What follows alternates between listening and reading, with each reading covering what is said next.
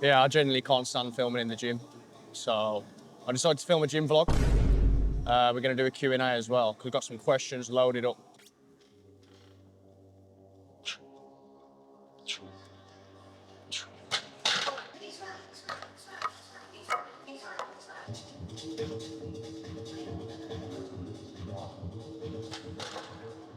Yeah, we're good, we're good. 4 plates aside. Can you believe I programmed this movement simply for enjoyment, nothing else? Something to look forward to, it keeps my motivation high. And that is what a lot of your guys' training should be about. You're all too focused on, you know, doing the most optimal and then making sure that everything is picture perfect, but perfection doesn't exist, man. And if you want to be sustainable and actually, you know, make consistent progress in this game, you've got to be in it for years. And if you can't even stick to a program for more than 6 weeks, is meta anabolic steroids? I don't know. I've never tried them, so I'll have to let you know when I hop on. But top set.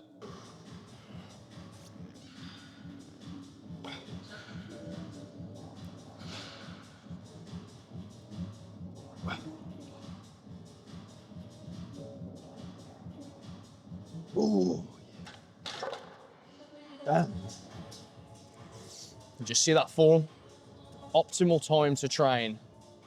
There isn't really one that's like universal across the board for everyone. It just depends on you and your lifestyle. I'd say any time where you can be fully hydrated, get a load of carbs in, get a good pre-workout meal in. Perhaps if you work an active job, maybe go and train before that so you don't go into your sessions, you know, overly fatigued. So for that case, you know, in the morning for some people would be good. But yeah, just making sure that you can get like adequate pre-workout nutrition in it, hydration. That's really it. Weekly sets per muscle group. It doesn't matter. It doesn't matter. I think weekly volume is kind of useless, to be honest. I wouldn't even plan any sort of programming around weekly volume. I'd just go session to session and do as much volume, one that you can recover from, and whatever you progress on fastest. It's a trial and everything, you know. There's not really an arbitrary unit of volume I can give that's universal for everyone. Again, it's one of those things, everyone's different. Start towards the lower end of volume and then work your way up. Assign more volume to muscle groups that are a priority, and then just go from there. Hard butt plugs for squats, new meta. 100%. What? I think mine adds about 3 reps, but I don't have one, so I just use a Gympin, and that does the trick for me. Oh yeah.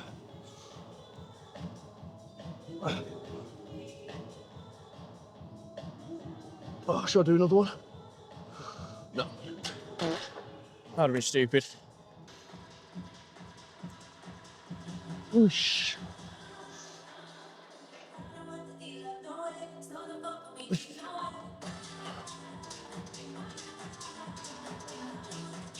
Oh. Rest. Remember, unilateral sets. You still want to take plenty of rest in between. You still want to be able to fully recover.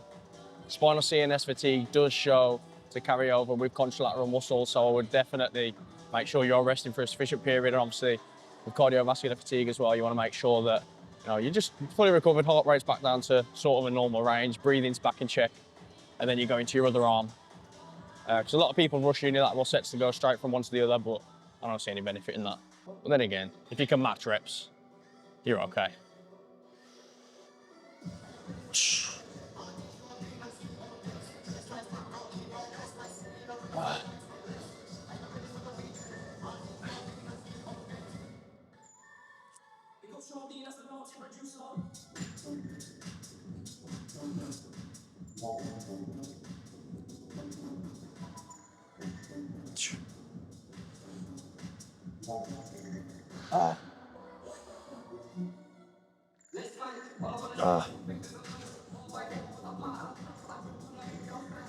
Oh.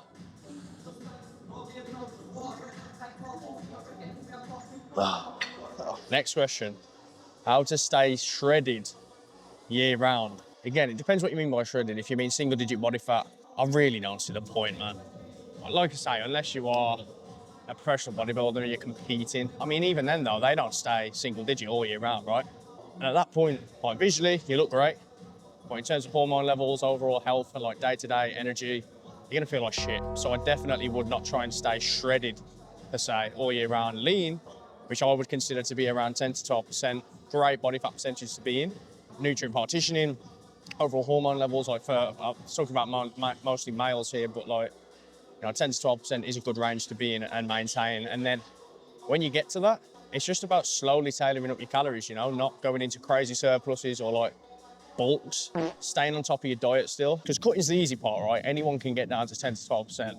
But then coming off of that, and then when you're not getting that instant gratification week by week of losing weight and looking better in the mirror, and you go into a gaining phase, which is obviously noticing, well, actually achieving noticeable progression is going to take like weeks and weeks, or like 12 weeks really for most people to see any sort of progress. So then you lose that instant gratification, so it's much harder to stick to and stay accountable. But it is just about, you know, slowly tailoring up your calories, sitting around maintenance, around 50 to 100, maybe 150 over, and watching your body weight slowly go up by like 0.25 of a pound and below a week. The only real way to stay lean is to not be a fat piece of shit and go out and cheat on your diet every day. Ish.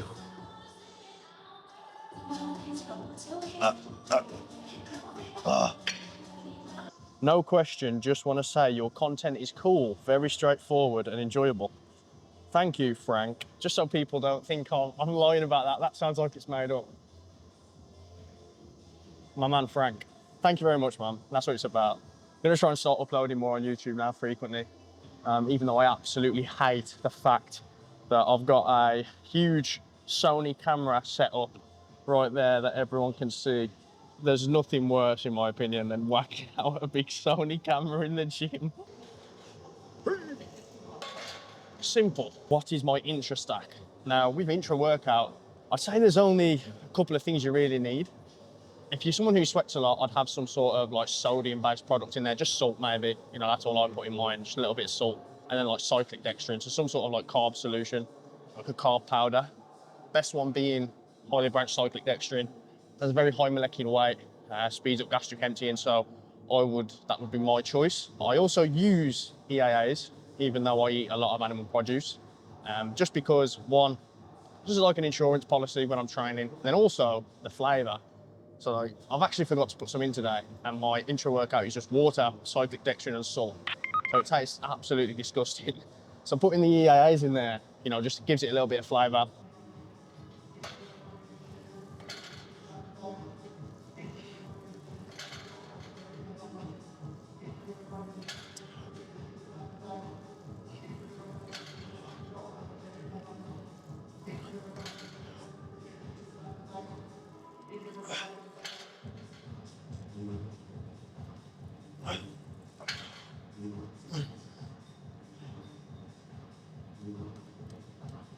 Oh, one more. No. Yeah. Oh. Wow. Yeah, I thought I had one more there, but that was hard. I misjudged that completely. Being on a gaining phase for less than a month and up 3 pounds, but looking a little fluffy. Worth a mini cut.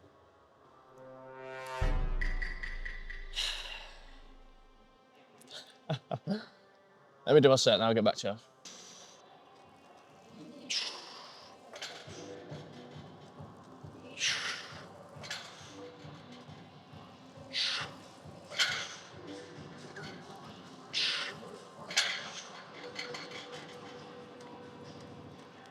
When it comes to a gaining phase, if you've just finished a cut and you gain for a month and then you go back into another cut, it's just not going to be effective, man. You're just not giving it enough time. And if you are gaining weight too quickly, strip around 100 calories, stay in your gaining phase, but just let weight stabilize a little bit. 3 pounds is not a lot. And like I say, how much of that is actually going to be fat gain? Majority is going to be just glycogen, water. Coming off a cut, obviously you've been in that depleted state, and then all of a sudden like shoveling carbs down your throat. It's going to make a difference to the scale. Okay, so there's 2 questions that I can address here. Is horizontal adduction enough to cover the whole chest? Yes. And second of all, proper pec fly execution. Well, I'm going to show you. So with pec flies, a lot of people say to like obviously start with a flexed elbow, and then as you come out, sort of extend. Well, that's just a press. For me, it's like I'll maintain a slight bit of elbow flexion, and then I'll maintain that throughout the whole movement. I won't change my elbow angle during the fly. That'll stay fixed, and then I'll just focus purely on horizontally adducting the humerus. Neutral spine, head down, don't move it. Elbows back until they align with the shoulder, and then start your concentric.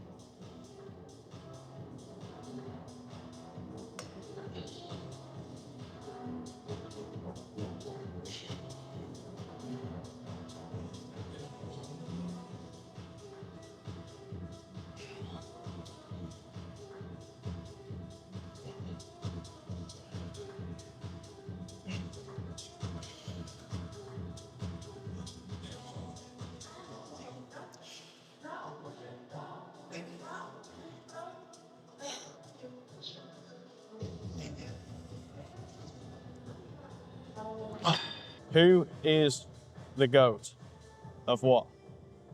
Who is the GOAT? Messi, Lionel Messi is the GOAT. And anyone that disagrees with that does not know ball. You go on TikTok, Instagram, you type in Ronaldo edits, and it comes up with looks max and shit, right? You type in Messi edits, and you're seeing him dribble past the whole Real Madrid squad, after getting a little tap off from Busquets, putting it in the back of the net, winning 5-0 at the Bernabeu. That's the difference between, you know, greatness and CR7.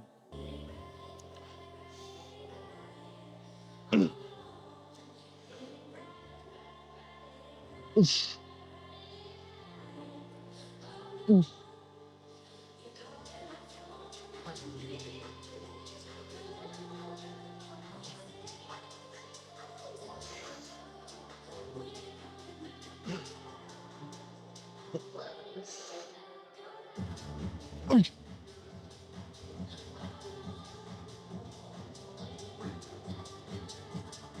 Oh yeah. Gosh darn it, man. Whew. That was a good last rep. Notice how form stayed there as well, right? I didn't cheat. Again, just because your intensity's there doesn't mean form needs to be sacrificed. That was good form. Triceps, boring muscle group to train in my opinion. A straight arm push down is all you need, right? This is gonna cover all heads of the tricep. Set up, obviously here, I'm starting with pretty much 90 degrees of elbow flexion. I don't really need to come above that. Triceps don't benefit from stress mediated hypertrophy, so I might as well just work in this range where they have great leverage. Peak torque is going to be in this position here, which is exactly what we want. Then obviously as I start to press down, it's got a descending resistance profile, it gets a little bit easier. So it's just an ideal setup for the triceps. What I want to say as well on this is notice how like my upper arm is completely fixed. So there's no movement at the shoulder here. Because sometimes what you'll see people do, I've spoken about this before, is especially with the cuff as well, right? So they'll cuff above the wrist here, and then it'll be above the wrist. And what will happen is when they press down, like this will start shifting, this will start coming up the arm. And then because you were shortening that moment arm, they'll compensate for that. And obviously when you're moving this closer to the elbow joint, you're gonna have to use a heavier stack anyway to work in your desired rep range. So they start moving up the stack, cuff starts coming up, and then all of a sudden it's like they'll shrug up here and then shrug that weight down and then start to press because they're just not strong enough to sort of stabilize the scapula. Boom. Left arm POV. Come on then.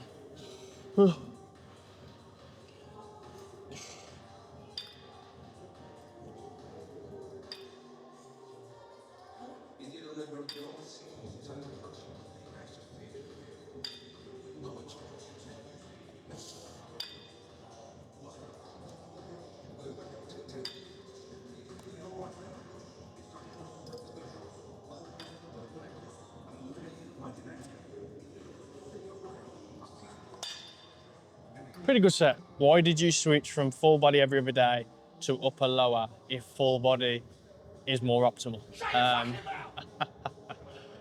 Well, first of all, I'm employed. Okay, so doing 3-hour full body sessions, it's just not for me, man. I tried it. It was great, you know. I would honestly say that doing full body every other day was the quickest rate of progression I'd seen across all exercises since my newbie gain phase, really. But damn, I mean, like, psychologically, so psychologically fatiguing towards the end. Like when you've done all your fun lifts at the start, like your priority stuff, and then you're getting towards the end and it's like, I've got to do calves, adductors, abductors. It's like, oh my God.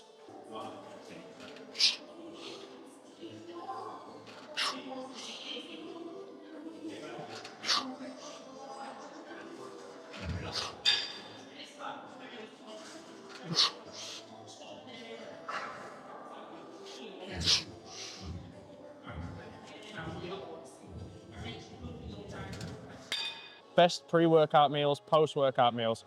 Do you need low-fat post-workout? You don't need it, but I would recommend it. I think it's a good idea to just focus on fast digesting carbs and protein around your training. Pre-workout for me consists of 6 rice cakes, some seedless strawberry jam, some honey, whey drip, which is the best creation since sliced bread, banana, and some like fruit, so like mixed frozen fruit.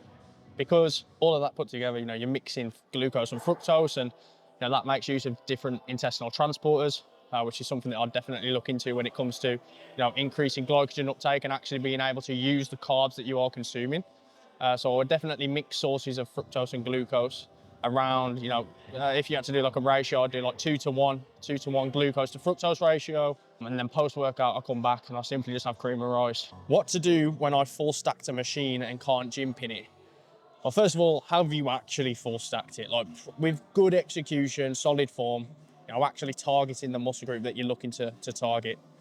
Are you actually full stacking it? Because a lot of people, I think, are using Gympins and like using more load. And it's like sort of similar to what I spoke about on the tricep extension, where the way that they're setting up the exercise, you're just having to compensate for like really short moment arms and poor form with heavier and heavier loads. If it's a bilateral variant you're talking about, just go unilateral.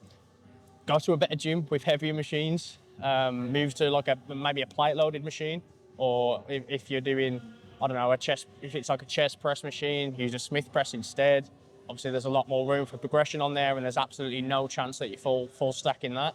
If it's a cable, right? If you're using a cuff, lengthen the moment arm. If you're talking about full stacking, but you're only full stacking with like 3 or 4 reps, work in a higher rep range. You have to be honest with yourself, like record your set, look back at it, and from an unbiased point of view, just look and think, is my form right? Like, am I actually doing this exercise in the way it should be being performed? Or am I just cheating and compensating for a weight that I really can't lift, with poor form just to get it down? So those are things I'd consider first before even investing in a Gympin or whacking loads of plates on.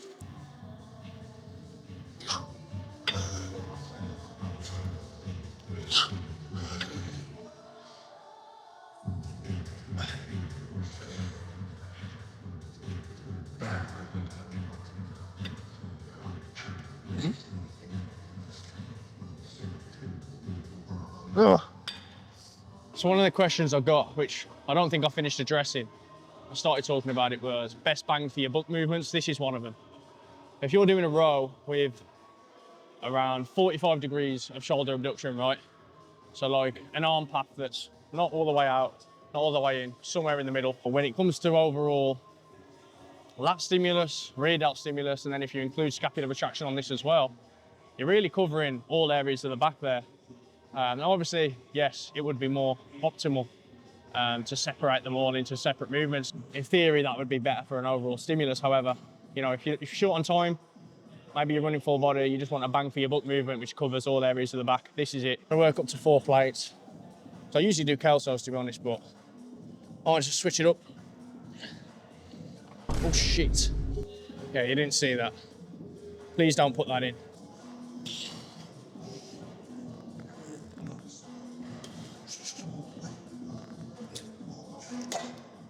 Okay, optimal gooning technique. Yeah, we dead ass, bro. Okay, straight up, like on a serious note, if you are gooning, I do not like you. Like, simply degenerate. In 2026, if you're still doing that shit, man, it genuinely is over. Like, genuinely over. Ugh.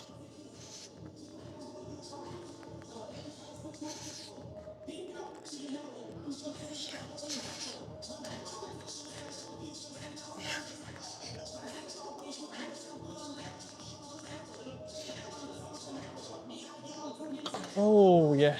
But yeah, in terms of like an optimal gooning technique, I don't know.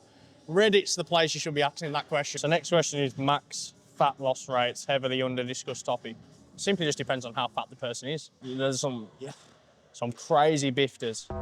You know, you see him on Supersize Me. They lose like, I don't even know, over 2 stone in like a month because they're just so big. You know, for them, calorie maintenance is like 8K or something like that. And then they'll diet on like, even like 3, start doing a bit of walking, and all of a sudden they're like 2 stone down. Whereas obviously if you're already quite lean, it is harder to get that last bit of fat off because you just simply can't create a deficit like that. For those fatter people, they can get in a deficit much more easily than someone who's already like 10 to 12% body fat. Let's say their maintenance is like, just for an example, 2.6K. They're on 1.6K, like an aggressive cut style approach. That's a 1,000 calorie deficit. You've got Mr. Blubby, whose maintenance is 8,000.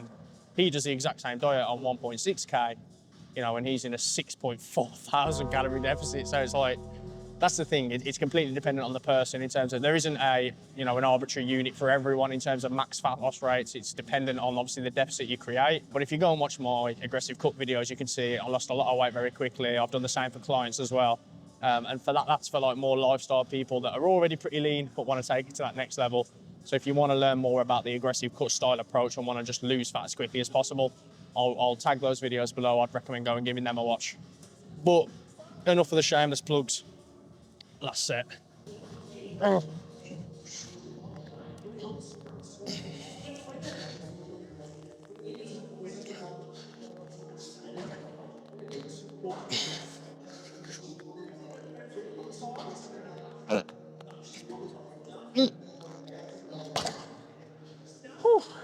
Little bonus clip for you. So this is what I'm currently doing for forearms because they definitely need to get bigger. I've never really done any direct work for them properly. So I've decided that all of a sudden I want to start doing that.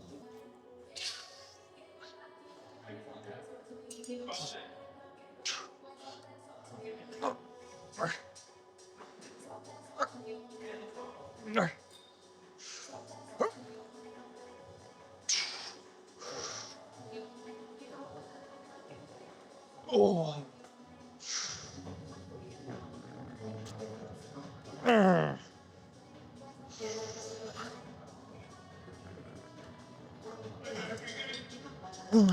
One more.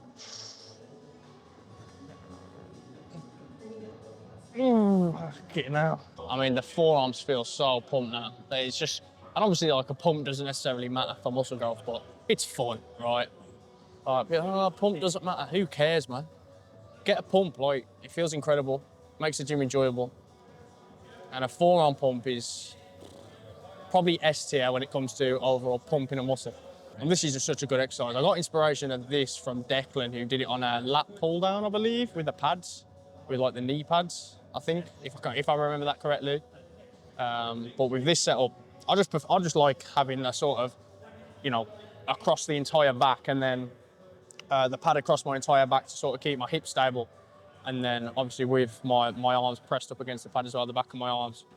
You know, there's no cheating there at all. So it's a great lift overall. Again, fully standardized, keeps in the range of motion that I want to stay in. So great overall.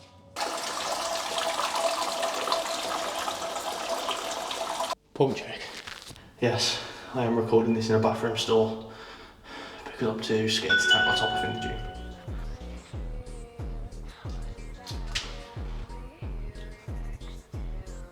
Double up, big chat. Better.